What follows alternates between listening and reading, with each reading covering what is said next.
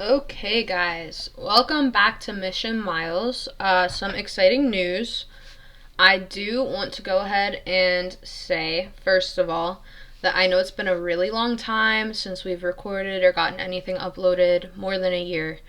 Unfortunately, I did have some personal health issues go on, but don't worry, I'm all fine. Then there's just some stuff with family, and it just took a while to get back to it. But we should be all good to be doing this weekly again. No problems. Get up at least one video a week, one podcast a week, and we should be all good to go ahead and post at least one lesson. With that being said, like I said, I know it's been a long time, so I'm going to give you guys a brief overview of what the whole idea of Mission Miles is. So, a long time ago, probably about 2 years ago, God was putting on my heart this pressure to do something to share the good news of Jesus and Christianity with others. And, I would talk to my friends about it, I would talk to my family about it, and that was a really great place to start. I thought maybe starting a Bible group, maybe finding a way to go and talk to youth at different Christian schools. But I realized that as a former personal trainer and as a runner, there was something really special that I could do that I don't see out in the world very much. And that is combine my love of running, my love of exercise, with my love of Jesus. So often when I would run, I would listen to Christian music, and I would find that so uplifting. And if I would get towards the end of my run, or even if it was the beginning and I just couldn't break into it, or in the middle, my energy was really dipping, so many times I would pray to Jesus to help me get through it, and I would remind myself, Jesus went through crucifixion for us. I can get through my run. So then I thought, how beautiful would it be if we could dedicate just one mile per week to Jesus. It's not comfortable to run. You're out of breath, you're sweaty. But in that state of being out of breath, being out of your comfort zone, it's a small, very, very, very small way to sort of connect with Jesus, I think, while you're not in the most comfortable state, and you spend that time to get to know Jesus better. I think it's a nice sacrifice you can make him, but then also I think it's a beautiful way to show respect for your body, the body that Jesus gave you, the body that God gave you. So Mission Miles was created on the idea that we could make our minds, our bodies, and our spiritual health healthier together in unison with Jesus Christ. So the way that this works, if you weren't a listener before, is we go ahead and we read a section from the Bible that spoke to us. And I say we because my friend Tia sometimes is on here with us. When she's not here, it might just be me. When she's not here, it could be me and someone else. But I will probably always be a part of these videos. I'm not going to say definitely for sure always, because there might be a time that we need to get a video up and for whatever reason I can't do it, but I should usually be the one doing it. But I say we because of that. But we read an excerpt from the Bible that we were focusing on that week that really spoke to us, and we talk about why it spoke to us, to sort of give you guys some thought-provoking ideas to think on for your week too. And then we ask that you guys reflect on those ideas throughout the week, throughout your run or your walk, or however you get your mile in. Doesn't matter. But what does matter is spending that time with Jesus to grow closer with him and getting your body healthier and respecting the temple that he did give us to take care of. So, with that being said, I'm going to go ahead and start by telling you the two main things that we're going to be focusing on in the reading today before I read it. I want you guys to think about vanity, and I want you guys to think about worries or anxiety and how those two play together.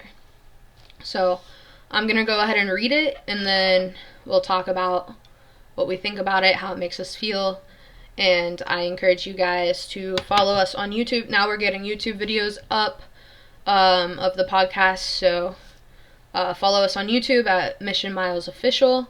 Follow us on Spotify, Mission Miles, and go ahead and follow us on Instagram if you haven't, which is also Mission Miles. So you guys can DM me or leave in the comments whatever you want to hear us talk about in the future. Feel free to give me your ideas. We will be making an email soon. If you want to email us, I'll probably have that ready for the next video or podcast, audio, whichever you're listening to. But I'm going to read this and then we'll get into it. So, here we go. He said to his disciples, "Therefore, I tell you, do not worry about your life, what you will eat, or about your body, what you will wear. For life is more than food, and the body more than clothing. Consider the ravens. They neither sow nor reap. They have neither storehouse nor barn, and yet God feeds them. Of how much more value are you than the birds? And can any of you by worrying add a single hour to your span of life? If then you are not able to do so small a thing as that, why do you worry about the rest? Consider the lilies, how they grow. They neither toil nor spin, yet I tell you, even Solomon in all his glory was not clothed like one of these. But if God so clothes the grass of the field, which is alive today and tomorrow is thrown into the oven, how much more will he clothe you? And do not keep striving for what you are to eat and what you are to drink, and do not keep worrying. For it is the nations of the world that strive after these things, and your Father knows that you need them. Instead, strive for his kingdom, and these things will be given to you as well. Do not be afraid, for it is your Father's good pleasure to give you the kingdom. Sell your possessions and give alms. Make purses for yourselves that do not wear out, an unfailing treasure in heaven, where no thief comes near and no moth destroys. For where your treasure is, there your heart will be also." So, like I said before I read this, I think the two sections, the two lessons that are spoken on in this have to be, anxieties and worries, as well as vanities. And it starts by saying, don't worry about life, don't worry about what you'll eat, don't worry about your body or what you'll wear. And to me, that talks about vanity. And I think social media has been a big part of this, and how this works in our society today. I remember when I was a kid, we weren't constantly on social media because it wasn't a big thing. I think Facebook started when I was I was well into elementary school. Like the end of elementary school, beginning of middle school is when Facebook got really big and people were using that. I think there was MySpace before that. I was never a part of that. LinkedIn, all of that stuff, it wasn't used very commonly. People got to know each other in person. People had to speak to each other over a phone. Nobody was texting all day long every day because we had the flip phones. You had to press one button 7 times to get a letter. It wasn't, life was in person. Life was present. And now we've sort of gotten to a point where we can hide behind screens. Everything's photoshopped. Everything is, even our lives have become photoshopped because we post the greatest parts of our lives or the version of our lives that we want people to see. We don't post everything. Because of that, it can become an unrealistic view of other people's lives, and people compare themselves to the photoshopped version of another person's life, whether it be in their friend group or just their community or even the whole world. I know for a lot of my friends, they worry about how many likes they get on a post, who comments. They edit their photos before posting. I used to do the same thing. I know some people who buy likes. It's just become like a popularity contest. And it's hard when everybody's life looks so picture perfect because all you know about their life is what they decide to share with you. And then you try to compare your life to that. You're never going to live up to that. It's never going to feel like you're doing your best. It's never going to feel like your life matches up to someone else's. Because instead of you basing your worth in Christ, you're basing your worth on likes. You're basing your worth on how it compares to the photos your friends are sharing. And a lot of them aren't even friends. They're just people that you happen to follow. So, friends. But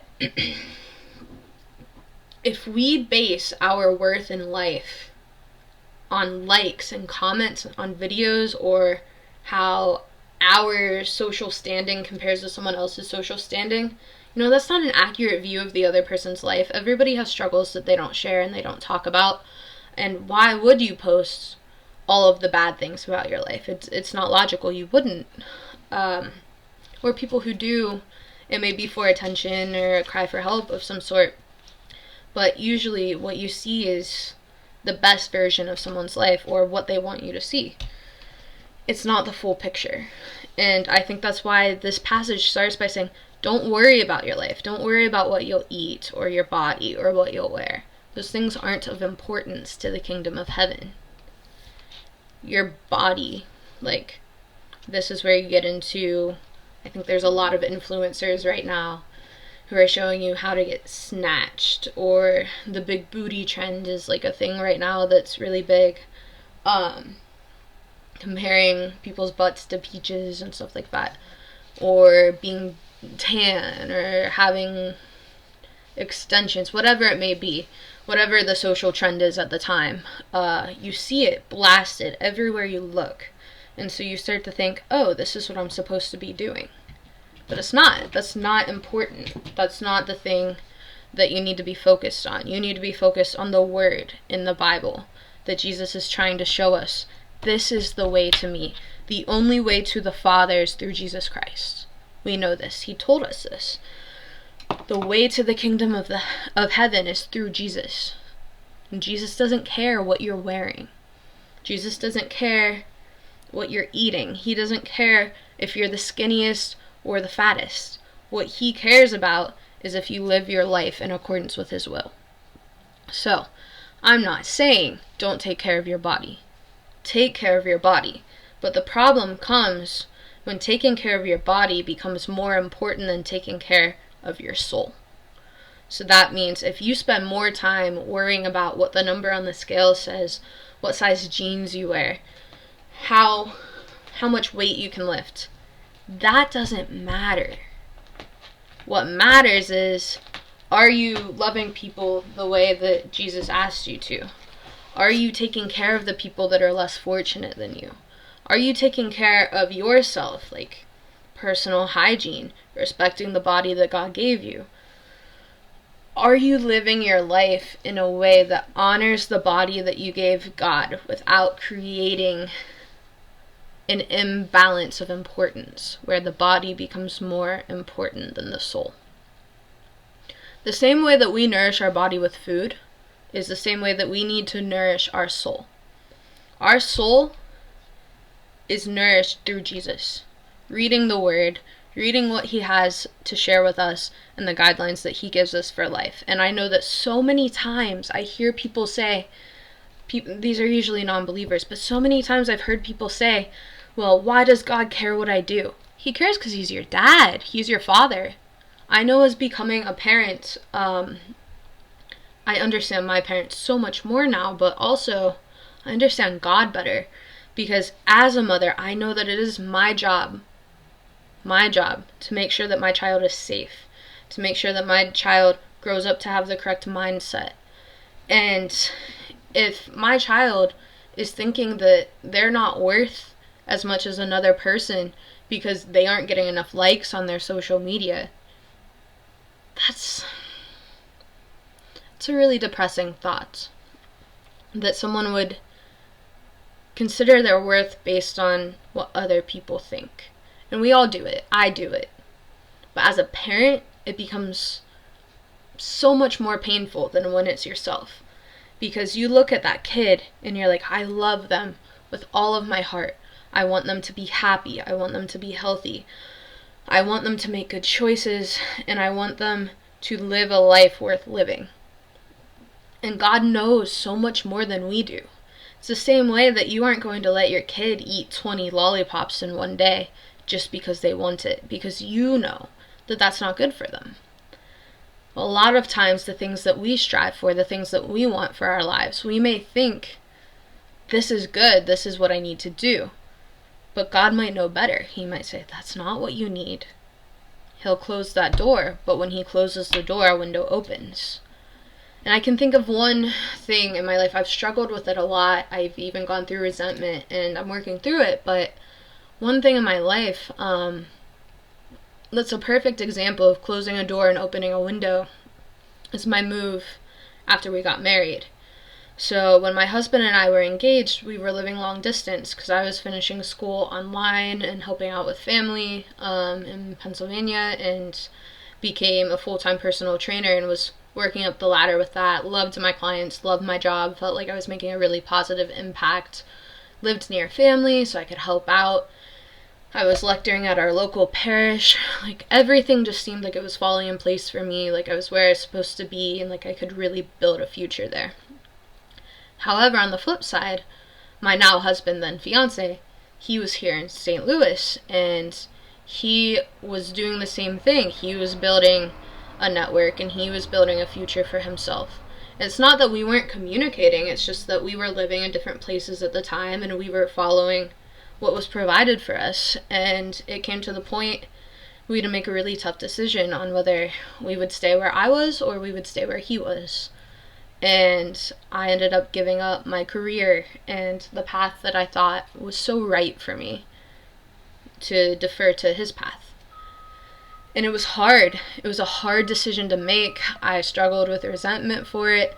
It was very difficult for me. Sometimes I still really miss it. All very human responses. But God knew something that I didn't. God knew that if I stayed in Pennsylvania, yes, there was a huge blessing in that I was local with my family and I would have a lot of help with my daughter. But he also knew that I wouldn't get to spend as much time with her because I would be working. And when I was here, I worked when I was pregnant. Towards the end of the pregnancy, I stopped working, and once we had her, I became a full-time mom. And now I get to just bask in the blessing of being present with her every day and being completely and totally a mom. I take care of the house, I take care of my daughter, take care of my husband when he's home. But God made a path so that I could be the sole influence in her life, and I could teach her to love God, and I could teach her to not follow societal standards, and to be herself, and to love herself for who she was, and break some of the generational issues that I was raised with. You know, I think we all have responsibilities as parents to try to bring our kids closer to God, but in addition to that, like, we also have a responsibility to ourselves that if things don't work out the way that we plan, to try to embrace the way that they do work out, because it was probably God's plan to work out in a different way. I would love to still live in Pennsylvania and be near family. I would love to still be a personal trainer and have my clients back, but I wouldn't trade that for being home with my daughter all day, every day, and watching her grow. That's just something so special that God could see and I couldn't. And it's not always perfect, and finances are tighter than we'd like them to be, and tighter than they would be if I was still working. And I do work part of the year and do some part-time stuff, but I am the main influence in my daughter's life, and I can see that she's so loving with her family. She loves Jesus. She gets excited to go to his house. When we go to church, she kisses the pictures of him. She'll take her toys and she'll make crosses out of them, and she goes, "Look, Mommy, Jesus." Like, to me, there's nothing that can replace the joy I feel when I see that. And I don't think I would have been the influence helping her grow closer to God if it worked the other way, because I wouldn't be home with her all day. I'd be at work, and I would see a lot less of her. So with this message being, don't worry about society standards, I think we have to go into also trusting that God knows better than society does. And God has a specific set path for each and every one of us. But that our bodies can't become idols. Our clothes, our accessories, it doesn't matter if you have the highest grades. It doesn't matter if you're the best in your sport. It doesn't matter if you're the best at your job. It doesn't matter if you have the designer clothes or the nicest house or the best car. That doesn't matter. What matters is if we're following the path that God has set for us, and if we're keeping our minds and our hearts open to let him take care of us. And that's where it says later, and I underlined this, strive for his kingdom, and these things will be given to you as well. Talking about right before where it says your Father knows that you need them. Your Father knows what you need. He'll provide your needs. But strive for his kingdom. Your worldly needs will be provided for you. And then the rest is so much more beautiful. Yes, you need food. Yes, you need shelter. Maslow's hierarchy of needs, those will be met. Those will be met. But what can't be met by society is spiritual health, a healthy soul. Jesus fills our hearts. And when we stop going to Jesus to fulfill our needs, we start trying to fill our hearts with things that don't fill us. That's where addictions come in, bad habits, etc. And I think that's another reason this passage is in here, because he says, like, consider the ravens, they neither sow nor reap. He's saying, like, the birds don't have stores, the birds don't build businesses, no animals do. God provides food for them. Same thing for us. Like, I'm not saying we don't have to work. Of course we have to work. That's the way that society is, and we have to live within society. But that doesn't mean that we have to live for society. We work. We take care of our families. But our focus needs to be on our eternity, not on our worldly life. Because if we spend all of our time trying to live for the world, we're going to lose our real life in the process. And our real life is our eternity with God. The flesh will pass away, but our souls live forever. So, instead, I'd say place your concerns on heavenly things instead of worldly things. And when you find yourself coveting things like someone else's body, someone else's car, someone else's house, or comparing yourself, instead of getting into a negative point of view and feeling anxiety and less worth than someone else, that's rooted in vanity and insecurity. So when you feel yourself being insecure and you notice that you're being materialistic or vain, instead of just sitting in that and feeling bad about yourself and letting your worth be diminished by things that God doesn't give importance to, instead remember your identity in Christ. You're a child of God, and you are worth so much. You're worth so much that God sent Jesus to die on the cross for you. That's your worth. God assigned you that worth.